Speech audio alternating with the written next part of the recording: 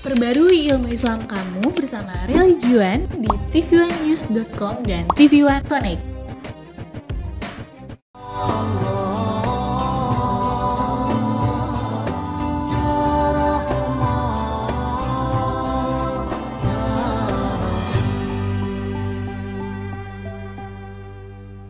Bismillahirrahmanirrahim. Assalamualaikum warahmatullahi wabarakatuh. Alhamdulillahilladzi anzala ala abdihil kitab wa lam yaj'alahu iwaja. Asyhadu an la ilaha illallah wahdahu la syarika lah wa asyhadu anna Muhammadan abduhu wa rasuluh la nabiyya ba'dah. Allahumma shalli wa sallim ala sayyidina Muhammadin wa ala alihi wa ashabihi ajma'in, amma ba'd. Jamaah, Assalamualaikum Nusantara yang insyaallah dirahmati oleh Allah Subhanahu wa Ta'ala. Kita ucapkan alhamdulillah atas karunia yang Allah berikan kepada kita, karunia kenikmatan yang luar biasa adalah kenikmatan iman dan Islam.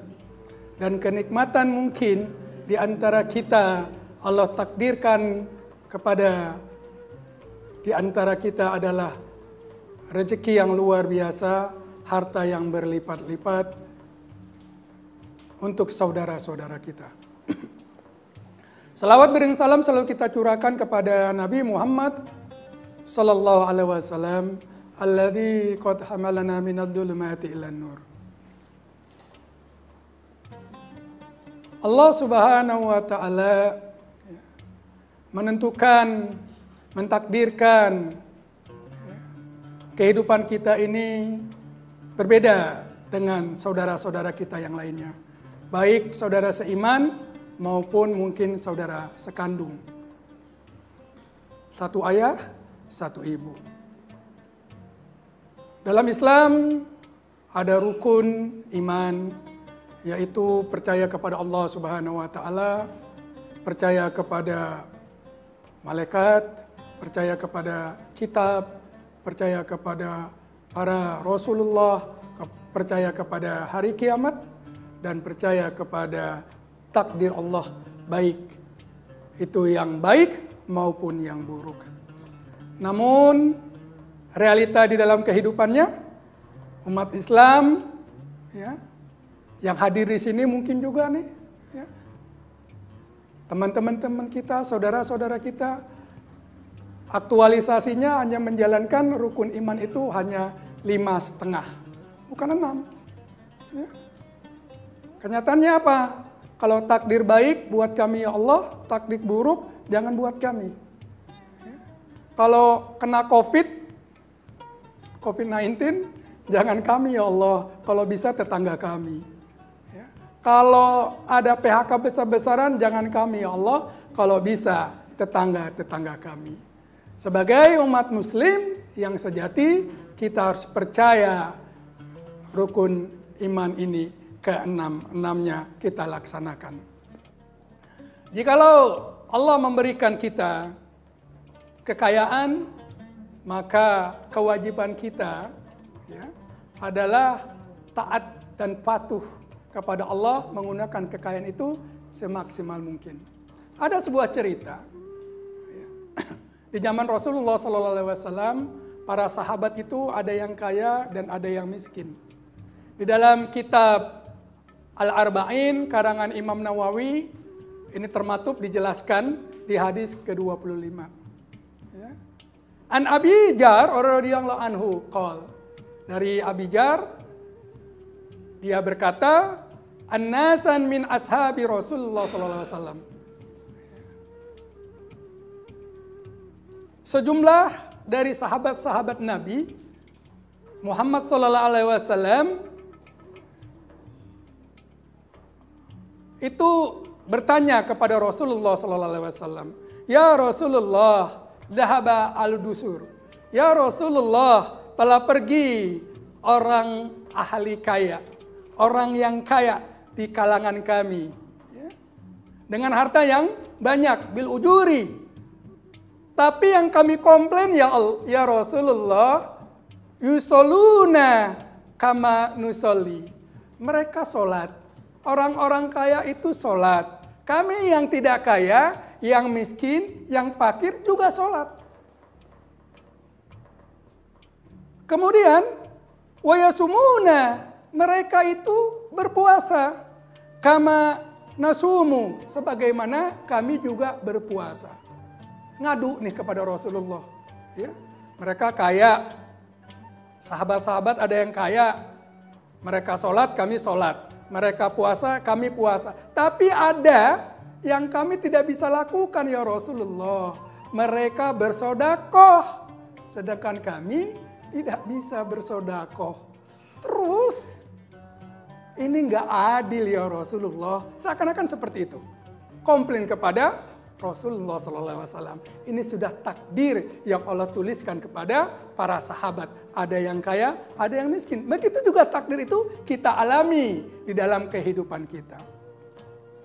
Kemudian Rasulullah SAW bersabda, "Awalaisa qad ja'ala lakum ma yatasaddun." Bukankah Allah memberikan jalan bagi engkau, wahai sahabat-sahabatku, yang kurang mampu dari segi finansial, bisa tetap bersedekah. Bisa tetap bersedekah. Dengan cara apa? Innalakum bikulli tasbih sedekah. Setiap tasbihmu itu adalah sedekah. Bukan sekedar harta, tapi tasbih itu juga sedekah. Subhanallah, subhanallah, subhanallah, subhanallah. Ya. Wa kulli takbir, dan setiap takbir Allahu Akbar itu juga sedekah.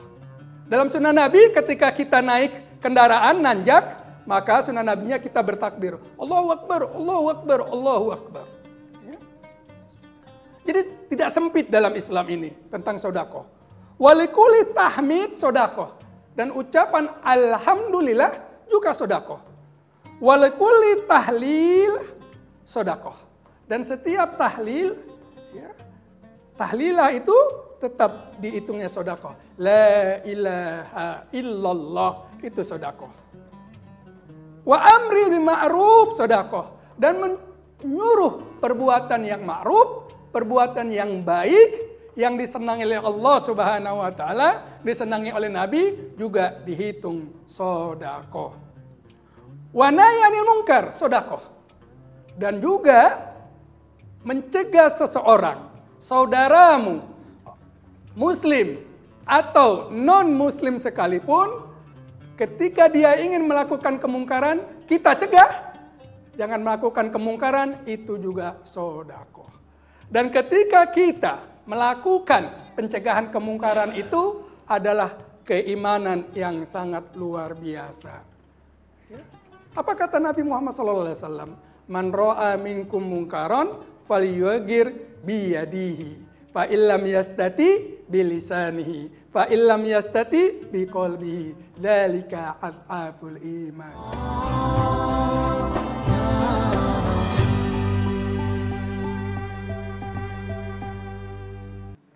Jika engkau melihat sebuah kemungkaran, maka robalah kemungkaran itu dengan tanganmu. Ya. Kalau di lingkungan kita sudah kelihatan kemaksiatan, masih kecil, kita harus melakukan tindakan-tindakan supaya kemungkaran itu jangan tumbuh menjadi lebih masif lagi. Ini adalah sedekah. Kalau nggak bisa pakai tangan, pakai lisan. Jangan begitu, Bung. Ya, bulan puasa ini, jangan mabuk-mabukan. Ini juga sedekah. Bukan berarti keluar dari bulan puasa boleh mabuk-mabukan, bukan. Itu bil ihtiram, hormat kepada datangnya bulan Ramadan. Kalau nggak bisa juga pakai hati, tapi itulah selemah-lemahnya iman. Jadi iman kita ini kalau gedek doang dengan kemaksiatan, gedek aja dalam hati, itu iman kita lemah. Kita aja punya HP lemah, ya, itu nggak efektif. Pengen kemana-mana itu nyari, ya, listrik untuk ngecas, apalagi iman kita nih berbahaya, ya, Apa aja dicari itu bisa buat ngecas. Ya. Worry, takut. Ya. HP-nya takut lobet. Ini hati lobet, iman lobet. Biasa saja. Nauzubillah, summa nauzubillah. Ya. Jadi ukurannya begitu ya. Jamaah, Assalamualaikum Nusantara. Iman kita, kalau kita lihat kemungkaran, kita bergerak, itu luar biasa imannya. Kemudian kita lanjut. Wabi, dan di dalam yut'u ahadukum sodakoh qalu. Dan ketika engkau menyalurkan sahwatmu, ya, itu juga sodakoh. Ya Rasulullah, nih kita nyalur sahwat nih. Ya, itu sodakoh. Tapi sahwatnya kepada yang benar. Ya, kepada istri kita. Ya, itu insya Allah pilihlah istri kita. Mau 1, mau 2, mau 3, mau 4, terserah. Ya, terserah. Wah, alhamdulillah istri saya tuh. Ya, waktu subuh-subuh ya, kapan itu saya lupa, udah lama itu.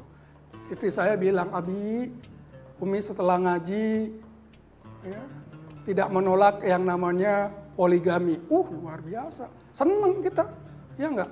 Tapi yang terpenting bukan Abi yang ngerjain, begitu ya. Tapi yang penting bukan Abi yang ngerjain, Abi yang lain aja silakan, gitu ya. Yang penting enggak nolak ayat ini, yang penting enggak nolak. Kalau nolak bisa jatuh dalam kekafiran, ya. Jadi sahwat kita kalau kita salurkan kepada istri kita, sodakoh. Ya Rasulullah, ayati ahaduna sahwata wa yakuna lahu fiha ajran. Apakah kami mendatangkan istri kami melakukan hubungan suami istri, dapat pahala? Wah, bertanya nih sahabat nih, luar biasa. Ya? Qala, maka Nabi Muhammad SAW ya, memberikan statement. Araitum, apa nih pendapat kamu? Lau wadoa fi harami akan alih wizrun. Kalau seseorang dia melampiaskan sahwatnya kepada yang bukan ya, haknya yang bukan istrinya, mendapatkan dosa. Tetapi ketika dia melakukan sahwatnya kepada istrinya, dan itu mendapatkan pahala. Kalau bukan kepada istrinya dosa, kalau kepada istrinya mendapatkan pahala. Dan itulah sodakoh. Insyaallah. Ya. Tapi jangan tiap hari ya, istri sampai 5-6 kali mandi. Ya. Itu kapan kerjanya juga itu istri. Ya. Dilaksanakan dengan baik dan benar. Bulan puasa juga begitu. Mentang-mentang sodakoh, kalau makan pada maghrib. Kalau minum pada maghrib. Kalau mau datang istri jangan pada maghrib. Ya, kecepatan.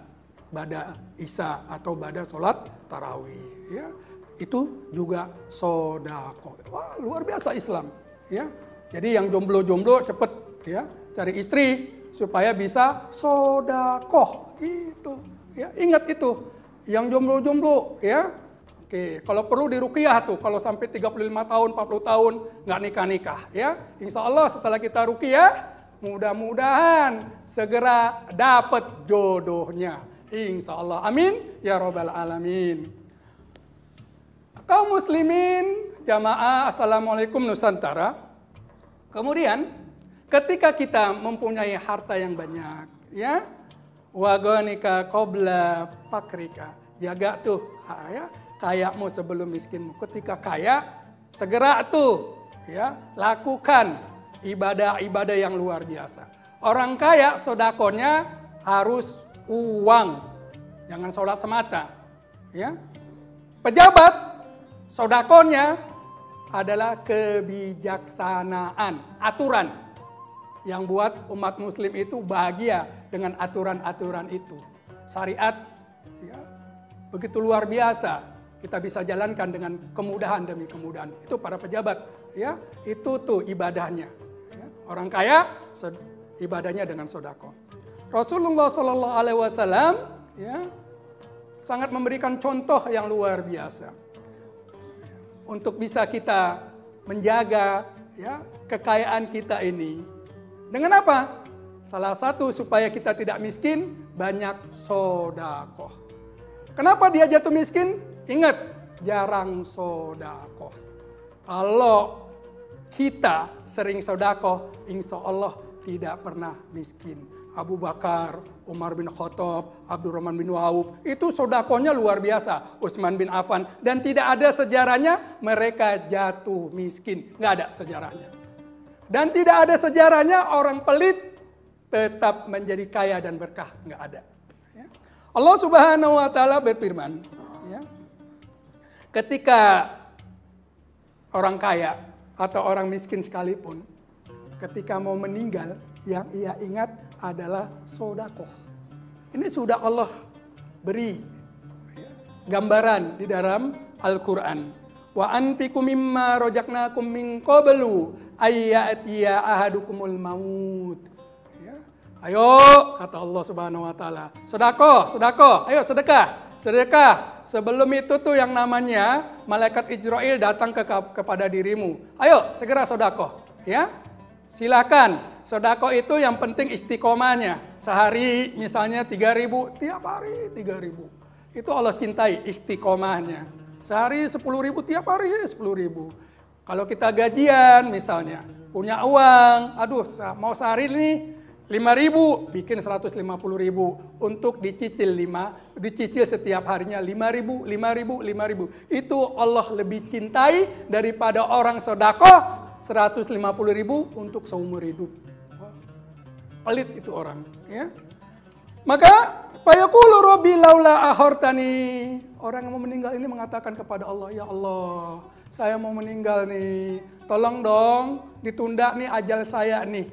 Apa yang saya akan lakukan ya Allah? Maka fa'asaddaqo wa akun. Maka saya akan sedekah dan engkau dapatkan aku ini akan menjadi minas solihin. Orang-orang yang berbuat soleh.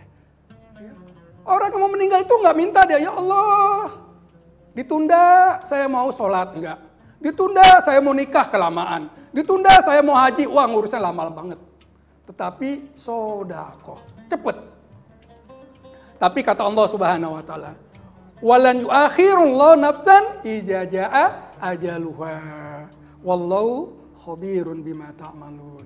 Allah tidak pernah mengakhiri. Jikalau ajal sudah ditetapkan, maka tidak bisa ditunda-tunda. Dan Allah Maha mengetahui apa yang kita akan kerjakan. Maka daripada itu, marilah ya kita punya uang, salah satu untuk kaya, salah satu untuk berkah, maka banyak-banyak sedekah kepada di jalan Allah Subhanahu Wa Taala.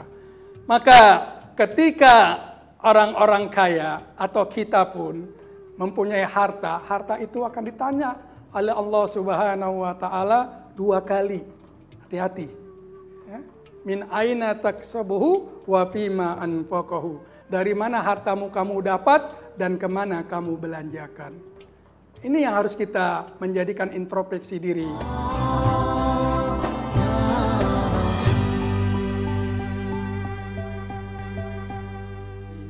Wahai para kaum muslimin, jamaah assalamualaikum Nusantara.